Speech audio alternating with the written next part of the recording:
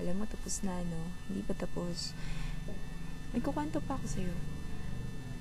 Naalala mo nung time nung nasa Baguio ako, tapos una pa lang tayong nagkakilala. Nung layo kong lagi kong look forward yung time na makakausap na kita or magpapalitan na tayo ng message. Tapos sobrang inspired ako magsulat kasi alam ko na mayroong magbabasa ng mga sinulat ko. Alam mo, ikaw talaga, ikaw yung isa sa mga taong sobrang nag-inspire sa akin para gumawa ng magagandang bagay.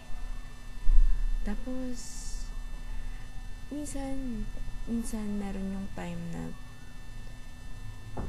namimiss ko yung dati na sinusulatan mo ko or meron kang mga mahabang message. Meron yung dati na nagkukwento ka ng about sa'yo, tapos ipopost mo yun para mababasa ng iba. Meron din yung wala lang, everyday nagpapalitan tayo ng messages na sobrang haba, tapos piniprint ko.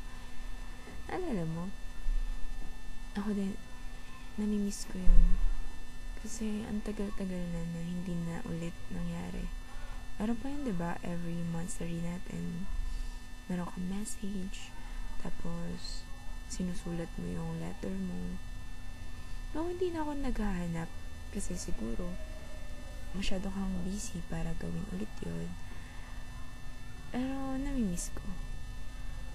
Isa yun sa mga magagandang bagay na naala ko about sa first year.